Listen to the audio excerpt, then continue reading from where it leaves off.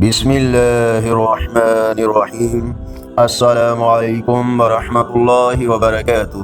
On line Quran 93 channel پر خوش آمدید۔ آج کی ویڈیو میں آج کے کیلنڈر کے ساتھ چند اللہ اور اس کے رسول صلی اللہ علیہ وآلہ وسلم کے فرامین، لیکن آگے بڑھنے سے پہلے نیکی کی دعوت کا حصہ بنیں۔ صدقہ جاریہ کی نیت سے اس چینل کو لائک، سبسکرائب اور شیئر کریں۔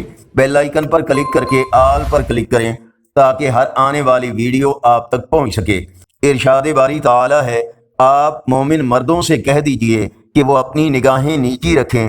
نبی کریم صلی اللہ علیہ وآلہ وسلم نے ارشاد فرمایا، جس شخص نے سورہ بقرہ کی آخری 2 آیتیں رات میں پڑھ لیں تو وہ اسے ہر آفت سے بچانے کے لیے کافی ہوں گی۔ رسول اللہ صلی اللہ علیہ وآلہ وسلم نے ارشاد فرمایا، تمہارے ساتھ اگر کوئی شخص نیکی کرے تو اسے ضرور بدلہ دیا کرو۔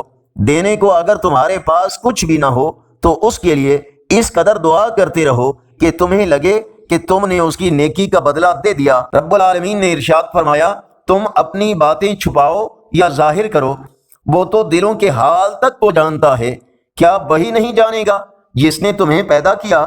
رسول اللہ صلی اللہ علیہ وآلہ وسلم نے ارشاد فرمایا، مومن کو کوئی تکلیف نہیں پہنچتی، نہ تھکاوٹ، نہ بیماری، نہ غم، حتیٰ کہ کوئی فکر بھی جو اسے فکر مند کر دے، مگر اس کے بدلے اس کے گناہوں کو مٹا دیا جاتا ہے۔ ارشاد نبوی صلی اللہ علیہ وآلہ وسلم ہے، کسی آدمی نے عرض کی، اللہ کے رسول، والدین کا اپنی اولاد پر کیا حق ہے؟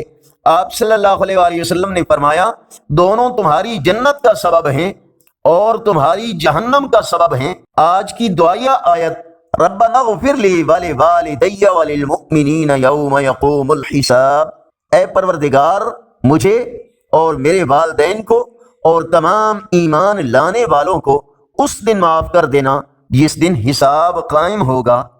آج کا کیلنڈر 9 جولائی 2024 بروز منگل۔